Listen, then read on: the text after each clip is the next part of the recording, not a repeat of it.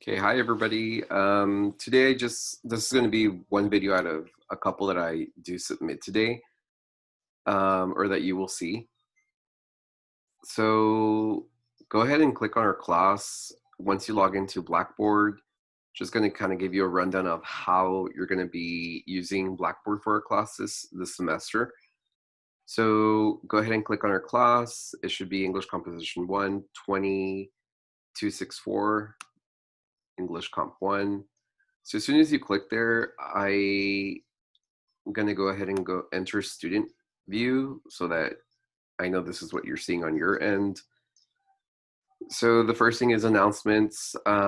If you want the syllabus, go directly to it. You can just click the syllabus tab and it will give you the syllabus and the course map. If you go to homepage, you'll see it there again. You'll see the syllabus, the course schedule week. You're going to see MLA formatting Purdue OWL. That is where you will go for citations to see if you are doing it correct or not. And then I went ahead and put the ACC academic calendar, and that's just to help you sort out important dates throughout the semester, whether it be, holidays, withdrawal dates, drop dates, refund dates, things like that. I just figured it'd be a little helpful for you all. And then we do have all the weeks already placed in here. Don't get too overwhelmed. Most of them are empty. The only one that has things in it to do is obviously this week's, which is week 1. And if you click on there, you're going to go ahead and see all the work for this week. And I just kind of wanted to let you know that if you see a J and like a little spiral, that's a journal. If you see a thumbtack on a piece of paper, that is a discussion board. And if you see kind of like this ruler with this pencil, that is an assignment. Um, and that's kind of how you're going to distinguish different assignments. Obviously, they're going to be labeled as well. I do have all the journals labeled by journal number, and then the entry. And then all the discussion boards are also kind of labeled there, or titled, I should say. So if you go into a journal, this is what you kind of should see. It's going to say that nothing has been created. You're going to go ahead and add a journal. So create journal entry. You're going to title it, and then you're going to enter your message, and then you will post it. Don't worry, I'm the only one who could see journals. Your classmates can't see them. And that's kind of how you do it. I'm not going to post it because then there'll be stuff for me to do. Well, so when you do a discussion board, you're going to go ahead and create a thread. And actually,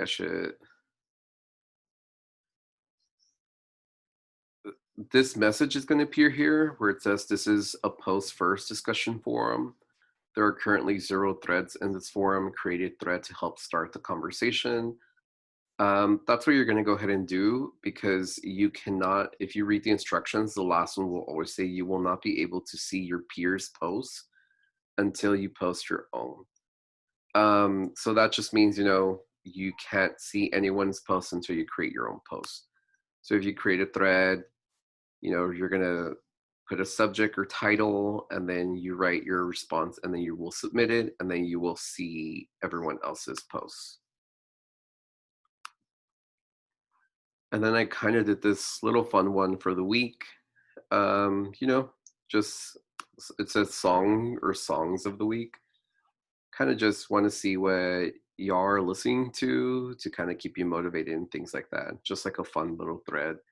If you do want to participate in this, you can just go ahead and create thread, and then put title it or subject song of the week or song of my day, and just either post a YouTube link or post the name of the song and the artist.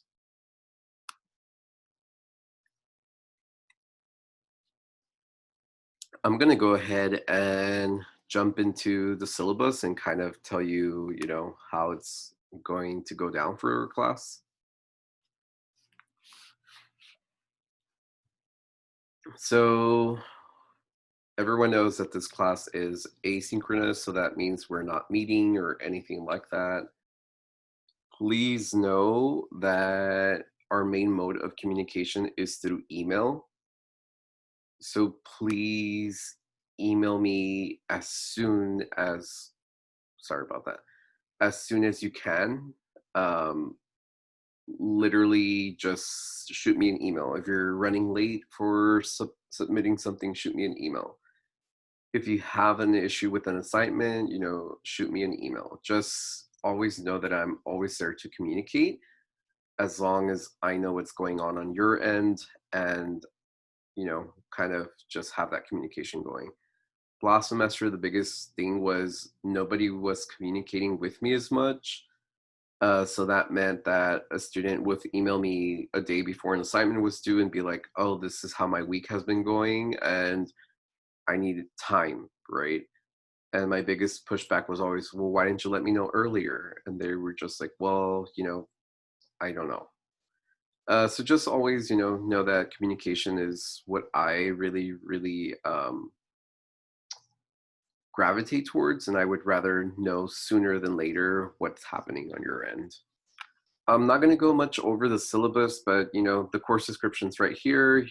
This is a study of principles of composition, which with emphasis on language, the mechanics of writing, the types of discourse, and research and documentation.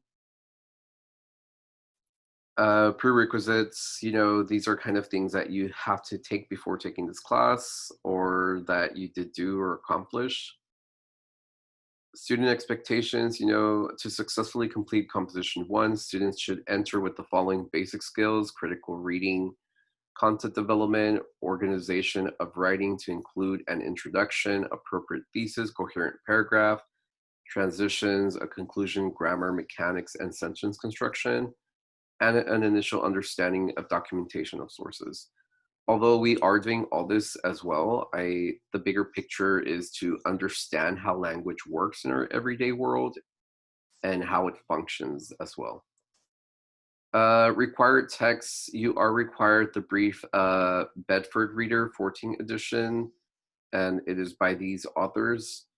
Some of the students had sent me an email earlier during the break, I guess I should say, and I kind of told them already which book to buy. You will be using it because you do have chapters in there and kind of readings to do as well. Use of ACC email is going to be our main mode of communication. I've already kind of established this since the beginning. Um, so again, I do emphasize here, because we're an asynchronous course, please email me if you're having issues immediately. Email will be our main mode of communication. I am always available to meet as well. You can just, in the email, tell me I need to meet. Can we talk? And I will schedule us a date that fit both of our schedules. And then I will do it via Zoom. So you'll be giving a link. Please understand as well that because we are all in asynchronous, I am teaching more than just one class, and I do have more than 50 students or 75 even at that. So it may take up to 24 hours for me to respond to an email. So just keep that in mind. If I'm not responding right away, I'm not ignoring you. Uh, it's not that I don't like you. It's just that I am either teaching an asynchronous class, synchronous class, or I am, kind of meeting with other students, things like that. If you do email me during the weekend, though, my response time may be up to 48 hours. I usually don't check my email like after 5 or 6. So just keep that in mind as well.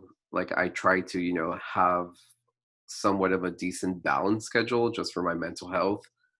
So if I'm not responding right away, after 5 or 6, maybe even 7, expect a response the next morning. Unless for some reason, I'm still doing some type of work or grading, then, I'll respond back. But just keep that in mind. Please be patient with that. That's a big thing this semester. Just patience, on both ends. Essays and assignments, you will be giving at least 5 essays throughout this course that, that will help you understand the different modes of language. Grading distribution. So this class is by points. So 1,000 to 900 points equals an A. 899 to 800 equals a B. 799 to 700 equals a C. 699 to 600 equals a D. 599 and below, that's a failing grade. No one should be getting an F, a D, not even a C. This class is pretty easy. I should be awarding everyone A's and B's. And then we have the breakdown of the points. 150 points for essay 1, 150 points for essay 2, 150 points for essay 3, 150 points for essay 4, are an 80 points for a resume, 150 points is the final, 70 points for journals, and 100 points for participation through discussion board. And I did break down the journals and the discussion boards. So there's a total of 14 journal entries, each worth 5 points. And then there's a total of 10 discussion board entries, each worth 10 points. Please understand that the grading scale is subject to change. We may be running out of time, just because this is an asynchronous class, it may take us longer to get through some assignments. So just be aware that grading scale can change. And what that means is, if we don't get to all 10 discussion board entries and I only assign 5, then that means the rest of the points that I had assigned here will be redistributed somewhere else in the grading scale.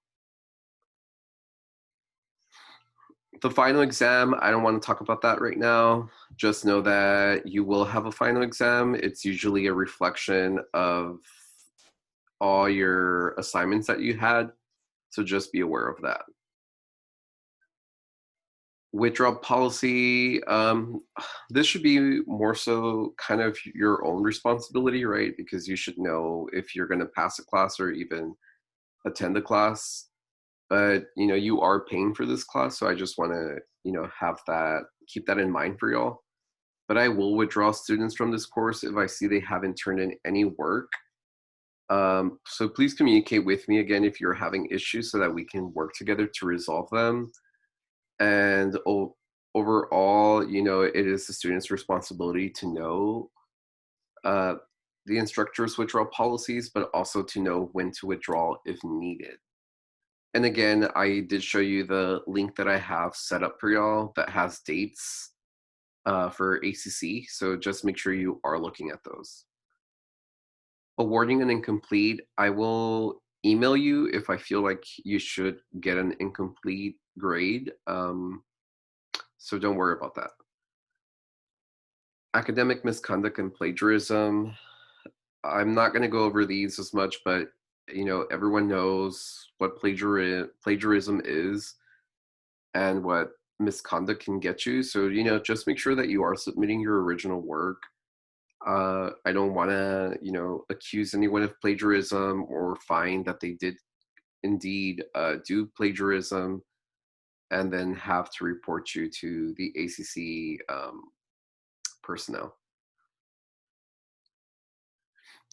Through our assignments, you will have the freedom, to express yourself, because a lot of the assignments are a bit personal as far as with language and things like that.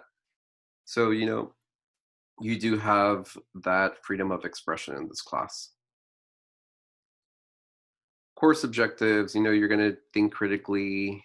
You're going to be reading a lot, writing a lot, developing clear, coherent, confident, and effective communication skills, collaborative writing and learning, and exposure through readings to a range of genres, including genres incorporated with visual design elements.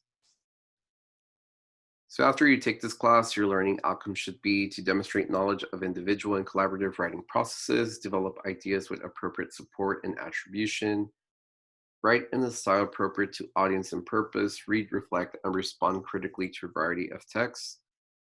Use edited American English in academic essays. You should be able to expand your critical reading abilities. You should also be able to think more rhetorically and methods of organization. Your ability to research questions, develop a thesis, and find credible sources should also be a thing that you expand on. We're going to move on.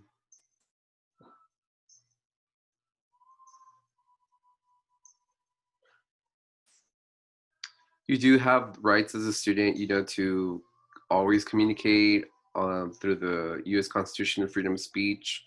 So, just make sure that you're aware of that as well.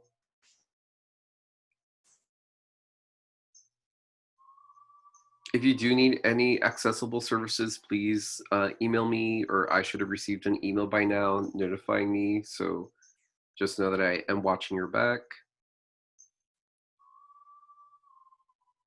I'm not going to go over concealed handgun because we're not on campus, and I'm not going to go over the testing central policy. So that's kind of our syllabus for this class.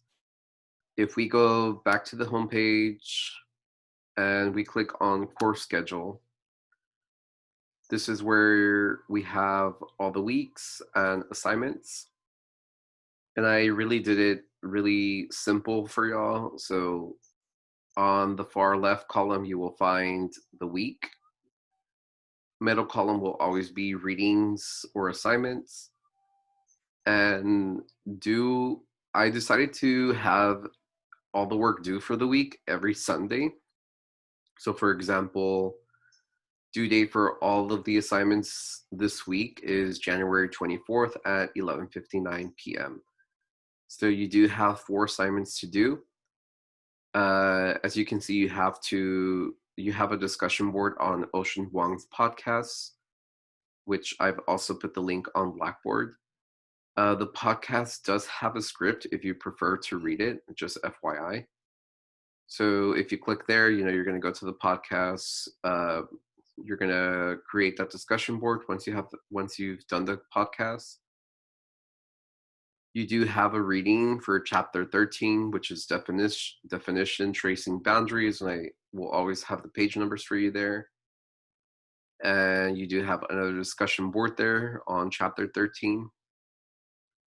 You have a journal entry, and you're also writing a definition essay introduction, so just 1 paragraph. So you do have a lot of reading and writing to do this week. Trust me, it is interesting though. Nothing to get discouraged about.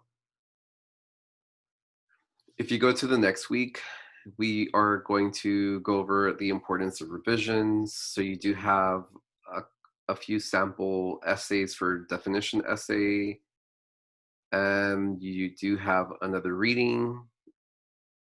You do have another discussion board, a journal, and then a 1-page draft of the definition essay.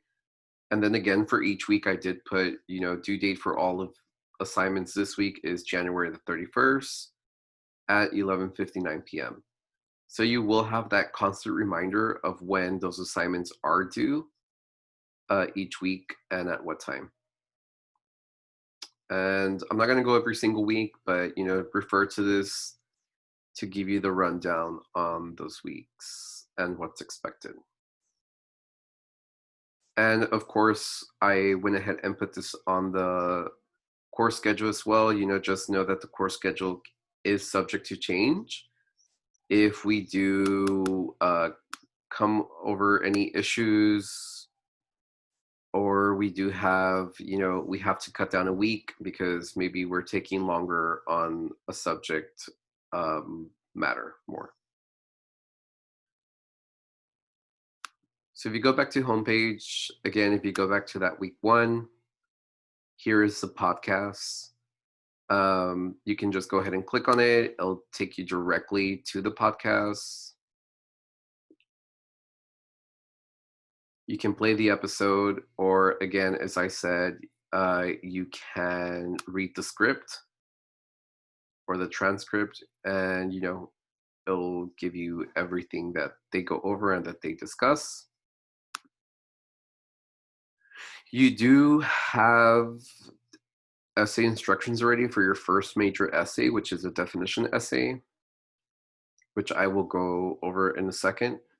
But again, just want you to remind you that your journal entries are here. The podcast questions are here. Everything has the questions for you so that you know where to kind of begin. So if you go to definition essay instructions,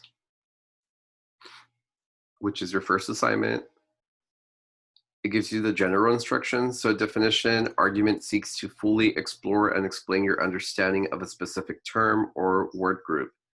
To be successful, you must first choose a word that may be understood differently by different people. For example, most people would define marker as writing utensil, whereas terms such as happiness, father, athletic, or nerd will be defined different by everyone. At the end of a successful definition essay, a reader should be able to both understand the definition presented and the support the writer has provided for the complete meaning to be grasped. Furthermore, there should be sufficiently credible evidence for the reader to believe the writer's claim. Your definition should involve some aspect of your own personal experience. That is what will help your paper as unique and original as possible. For example, a definition of patriotism could change dramatically depending on whether you are a first-generation immigrant in the military, a politician, the parent of a dead Marine, an army wife, a devout communist, have dual citizenship, or any other number of contributing factors. So in essence, for this first essay, you are creating a definition essay. What that means is that you are defining a term according to what it means to you, or what it may mean to others. And that sounds very abstract right now, but after you read the definition chapter and you see a couple of examples next week, you can kind of get started. What I would suggest is that number one, you choose a word or a small group of words that have a different meaning, either based on your culture, based on where you come from, based on your identity, things like that, and just start drafting like a paragraph for your introduction. Like this word means this to me, or when you think of this word, others may not know that it also symbolizes this. So things to avoid, don't use terms like beauty is in the eye of the beholder.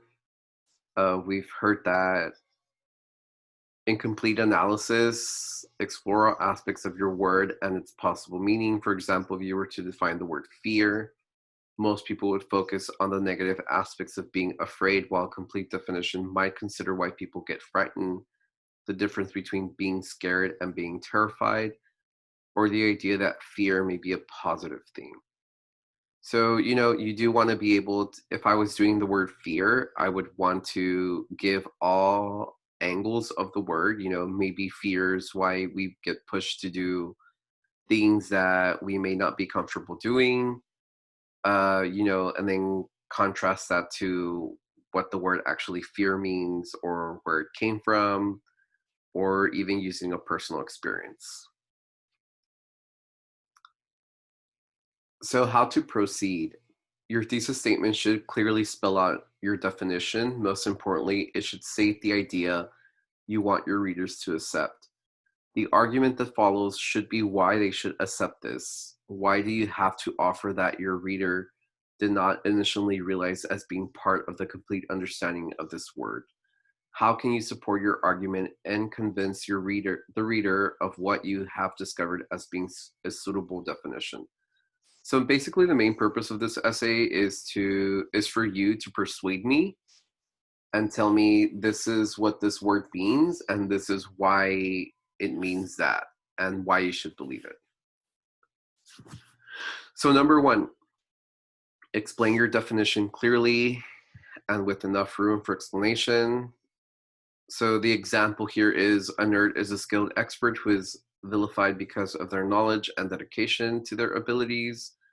No one may be born a nerd. They become one once they have reached a certain skill set that far exceeds their contemporaries, at which point they are excluded and become a nerd. Two, consider your definition and decide what needs to be explained in further depth. Example, most people think a nerd as awkward, skinny men in glasses. This is mostly correct, although there are exceptions. A nerd is not any way addressing or be having it a state of mind based around intellectual expectations of greatness. Three, think of other related ideas to consider that may be relevant to your discussion. Example, appearance, intelligence, social standing, excellence, knowledge, and expertise are all related and discuss of how being a nerd fits into these categories, and critical expands your definition, giving your reader a more complex understanding.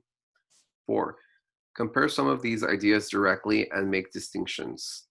Example, a nerd is like an expert, but an expert that is mocking for that very skill set that has made them an expert in the first place. Five, add personal experience. In second grade, I won the spelling bee for my school by correctly spelling rhinoceros. For the rest of the year and all through the summer, everyone called me a nerd. At first, I was, and so forth. So the format for this is 3 pages, not 2 pages and not a few lines into the third page, but 3 complete pages. Papers must be typed double-spaced 12-point font, Times New Roman with 1-inch margins. Please make sure that it is formatted correctly. If you are using any sources, please cite them through MLA. And then, there is a possible format. Paragraph 1, brief description of subject. Paragraph 2, 3, and 4, description of several major aspects of the topic. Paragraph 5, conclusion that sums up the key aspects of the subject. And that should be it for your paper. The readings that are assigned to chapter 13 do have examples of essays as well, so make sure you do read that. Dates to be aware of, January 24th, introduction due, January 31st, 1-page draft due, and then February 7th, final essay submission due. So just be aware of those dates.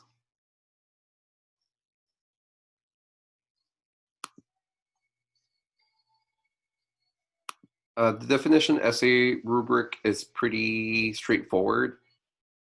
It tells you what you're getting points for. Remember that this essay is 150 total points, and each sections 1 through 8 give you a total possibility of certain points for you to achieve and whatnot. So you can kind of go over that and read that on your own.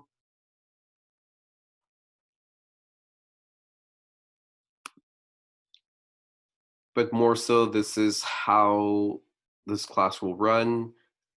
Each week I will upload a video kind of explaining what you have to do and instructions. Again, if you do have any questions, please email me as soon as you can.